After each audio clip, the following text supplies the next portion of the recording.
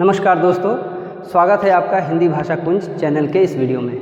दोस्तों आज हम पढ़ेंगे भाषा के विभिन्न रूप। ये आपकी जो कॉम्पिटिटिव परीक्षाएं हैं, चाहे झारखंड एसएससी हो, जेपीएससी हो या फिर आपका बीपीएससी बीएसएससी हो या दूसरे जो है नेट सेट वगैरह की जो परीक्षाएं हैं या और भी दूसरे जो प्रतियोगी परीक्षाएं हैं शिक्षक के होने के लिए, शिक्षक पात्रता के लिए, तो उन सभी परीक्षाओं में जो है ये विषय रहेगा। इसलिए ये विषय बहुत इम्पॉर्टेंट है। आप इस वीडियो को शुरू से अंत तक ज़रूर देखें। और एक और दूसरी सूचना, मेरा एक और दूसरा चैनल है स्वदेश की बात। इस चैनल पर मैं कविताएं और कहानियों का पाठ करता हूं, तो आप उस चैनल पर भी जाकर इसको देख सकते हैं, कविताओं को सुन सकते हैं। हिंदी के बहुत से लेखक हैं, हिंदी के कवि, कहानीकार, उनकी कविताएं और कहानियां तो रहती हैं। इसके साथ साथ जो दूसरी भाषाएं हैं उनका जो अनुवाद हिंदी में हुआ है, उनकी भी रचनाओं का पाठ मैं उस चैनल पर करता हूं। इसलिए आप इस चैनल को ज़रूर विज़िट करें। तो चलिए अब शुरू करते हैं हम लोग आज का पाठ। तो दोस्तों, भाषा के बहुत सारे रूप होते हैं।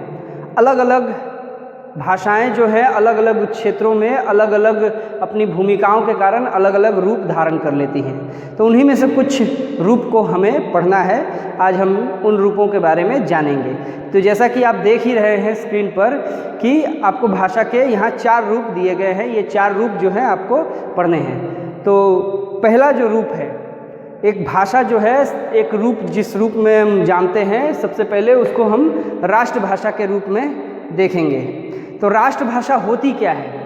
राष्ट्रभाषा जो है देश के विभिन्न जो भाषाभाषी हैं, देश के विभिन्न भाषा भाषियों में परस्पर विचार विनिमय की भाषा होती है। यानी एक देश के भीतर अलग अलग भाषाएं बोलने वाले जो लोग हैं, रहते हैं, उनके बीच में भी विचार विनिमय का माध्यम, यानी वो भी एक दूसरे के विचार उस भाषा में कर पाएँ। अलग भाषाएं बोलते हों लोग, किंतु वो एक विशेष भाषा में आपस में विचार विनिमय कर पाएँ, तो उसको हम उस तरह की भाषा जो है राष्ट्रभाषा की कोटि में आती है। दूसरी जो बात ये है कि महात्मा गांधी ने इसीलिए कहा था, राष्ट्रभाषा को जो है वो आत्मा कहा था राष्ट्र की, यानी देश की आत्मा है राजभाषा। राष्ट्रभाषा देश की आत्मा, गांधी जी ने उसको कहा था। तो ये जो राष्ट्रभाषा है, इस राष्ट्रभाषा में क्या होता है, नागरिकों के लिए गौरव, एकता, अखंडता और अस्मिता का प्रतीक रहता है समाया हुआ। यानी राष्ट्रभाषा के रूप में नागरिक जो है उसमें एकता की भावना को देखते हैं। राष्ट्रभाषा उनको एकता के सूत्र में, अखंडता के सूत्र में, और या फिर जो है अस्मिता, अपनी पहचान के रूप में वो देखते हैं राष्ट्रभाषा के रूप में। तो जितने भी विकसित देश हैं उन सभी देशों की अपनी राष्ट्रभाषा है। हमारे यहाँ हिंदी जो है, हिंदी को राष्ट्रभाषा का दर्जा संविधान ने नहीं दिया है।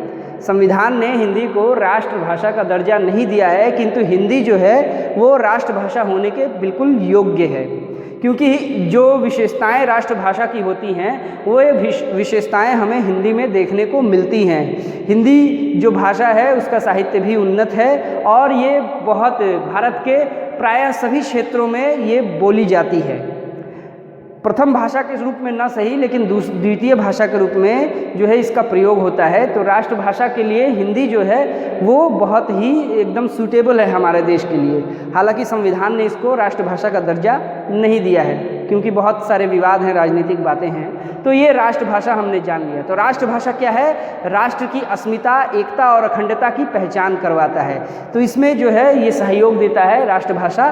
तो एक देश की राष्ट्रभाषा होनी चाहिए, न केवल उस देश की अखंडता के लिए बल्कि उस देश के मानव संसाधनों के विकास के लिए भी राष्ट्रभाषा बहुत महत्वपूर्ण होती है। तो ये हमने देखा राष्ट्रभाषा क्या होती है। अब दूसरी जो बात है, भाषा का जो दूसरा रूप है वो है राजभाषा का। राजभाषा बेसिकली क्या होता है, वो सरकार के कामकाज की भाषा होती है, यानी सरकारी कामकाज, यानी ऑफिशियली लैंग्वेज जो यूज़ करते हैं। तो राजभाषा को सरकारी दफ्तरों में सरकारी जो कामकाज होते हैं उन सबको करने के लिए राजभाषा का इस्तेमाल होता है। तो संविधान का जो अनुच्छेद है 343 जो अनुच्छेद है, इस अनुच्छेद में हिंदी को संघ की राजभाषा का है। संघ यानी सेंटर जो है, केंद्र सरकार, तो केंद्र की राजभाषा कहा गया है हिंदी को। किंतु हिंदी जो है वो सभी राज्यों की राजभाषा नहीं है। जो अलग अलग राज्य हैं, राज्य सरकारें, वे अपनी जो है राजभाषाएं वे घोषित कर सकते हैं, उन्होंने किया है। अलग अलग राज्यों की अलग राजभाषाएं हैं। हालांकि बहुत सारे राज्य ऐसे हैं जहां हिंदी राजभाषा के रूप में है, क्योंकि वे हिंदी प्रदेश कहलाते हैं। किंतु हिंदी प्रदेशों को छोड़कर जो दूसरे राज्य आते हैं, जैसे आपका पश्चिम बंगाल हो गया, पंजाब हो गया, या फिर आपका गुजरात हो गया, या फिर और दूसरे जो राज्य हैं उड़ीसा वगैरह, या फिर दक्षिण भारत के जो राज्य हो गए, तो उन लोगों की जो राजभाषाएं हैं वो अलग अलग हैं, भिन्न भिन्न हो सकती हैं। ठीक है, राजभाषा ये ज़रूरी नहीं हो कि एक राजभाषा जो है सभी राज्यों में वो प्रचलित हो। तो राजभाषा अलग अलग राज्यों की अलग हो सकती है, लेकिन संविधान के अनुच्छेद 343 में जो है ये कहा गया है कि संघ की राजभाषा जो है वो हिंदी होगी, यानी केंद्र सरकार का वास्तविक कामकाज हिंदी में होगा। ठीक है, अब और तीसरी जो बात ये आती है महत्वपूर्ण की है, राज्य भाषा जो है ये राज्य और जनता के बीच सेतु का काम करता है। सेतु यानी ब्रिज के रूप में काम करता है। राज्य का जनता के साथ जो संपर्क होगा, वो संपर्क जो होता है वो होता है आपके राजभाषा के माध्यम से, क्योंकि राज्य में जो राजकाज की भाषा होती है वो उस जगह के क्षेत्र के बोलने वाले लोगों की भाषा होती है, यानी उस राज्य में सर्वाधिक रूप से वो बोली जाने वाली, समझी जाने वाली भाषा होती है। इसलिए राज्य जो है उस भाषा को अपनी राजभाषा बनाता है ताकि जनता के साथ संपर्क साधने में उसे सहूलियत हो। तो ये राजभाषा की कुछ विशेषताएं हैं, राजभाषा कहते हैं। तो राजभाषा क्या है? राजभाषा वह भाषा है जिसमें केंद्र और राज्य सरकारें जो हैं कामकाज करती हैं, और राजभाषा का मुख्यतः इस्तेमाल किया जाता है जनता के साथ, राज्य का जनता के साथ संपर्क साधने में ये सेतु का काम करती हैं, ब्रिज का काम करती हैं, पुल का काम करती हैं। ठीक है, तो ये राजभाषा हुआ। इसके बाद तीसरा जो रूप है भाषा का, उसको कहते हैं संपर्क भाषा। संपर्क जैसा कि हम जानते हैं किसी के साथ जो है कनेक्ट करना, कनेक्टिविटी लाने के लिए, तो संपर्क भाषा का मूल उद्देश्य ही होता है कि संपर्क को साधा जाए। तो संपर्क साधने के लिए जो है इसकी कई शर्तें हैं, ये परिभाषा दी हुई है संपर्क भाषा की, देख लीजिए। तो संपर्क भाषा की परिभाषा क्या है कि अनेक भाषाओं के अस्तित्व के बावजूद, यानी किसी भी राज्य में, देश में बहुत सारी भाषाएं हों, प्रचलित हों, उनका वजूद हो, लेकिन इसके बावजूद भी जो विशिष्ट भाषा के माध्यम से व्यक्ति व्यक्ति और व्यक्ति तथा राज्य और देश विदेश के बीच संपर्क स्थापित किया जाता है, उसे हम संपर्क भाषा कहते हैं। यानी किसी देश में, किसी राज्य में जो है, या फिर दुनिया भर में बहुत सी भाषाएं हो सकती हैं, लेकिन जो भाषा व्यक्ति और व्यक्ति, यानी वो व्यक्ति अन्य भाषा बोलने वाला हो, या फिर राज्य एक राज्य दूसरा राज्य, एक राज्य जो एक भाषा बोलता हो, दूसरा राज्य दूसरी भाषा बोलता हो, या फिर जो है एक देश दूसरे देश के साथ जब संपर्क करता है तो उनके संपर्क की जो भाषा है, व्यक्ति के संपर्क की भाषा, राज्य के संपर्क की भाषा और देश विदेश के संपर्क की भाषा जो होती है वो संपर्क भाषा कहलाती है, जिसमें वो अपने बातों का, विचारों का, अपने जो मत हैं उनका आदान प्रदान करते हैं, तो वो कहलाती है आपकी संपर्क भाषा। यानी संपर्क भाषा क्या है? वो दूसरों के साथ जो है, जो भिन्न भाषाएं बोलते हैं, उनके साथ संपर्क का एक माध्यम होता है। तो अंतर्राष्ट्रीय स्तर पर हम देखते क्या है, अंग्रेजी जो है संपर्क भाषा के रूप में स्टैब्लिश हो चुकी है, स्थापित हो चुकी है, किंतु भारत में जो है संपर्क भाषा का काम मूलतः हिंदी का करना पड़ता है। हिंदी जो है वो संपर्क भाषा के रूप में स्थापित हो गई है, क्योंकि आप भारत के किसी भी कोने में चले जाएं, आप देखेंगे कि आप हिंदी में आप दूसरे लोगों से जो दूसरी भाषाएं बोलते हैं उससे आप कनेक्ट कर पाते हैं। थोड़ी बहुत दिक्कत दक्षिण भारतीय राज्यों में आती है, तो बहुत सारे कारण राजनीतिक भी है, और कुछ राजनीतिक कारणों के कारण वो गड़बड़ियाँ हो गई हैं। जब हम हिंदी को ज़बरदस्ती दूसरों पर थोपने की कोशिश करते हैं तो वो जो है वो एक स्वाभिमान वाली बात आ जाती है, और जिसका राजनीतिक लोग जो हैं वो फ़ायदा उठाते हैं और उस भाषा का विरोध होना शुरू हो जाता है। तो ऐसी बात नहीं होनी चाहिए।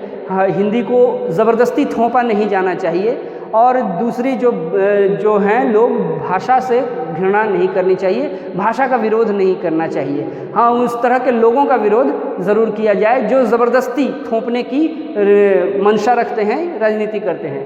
तो हिंदी जो है वो संपर्क भाषा भारत में काम करती है।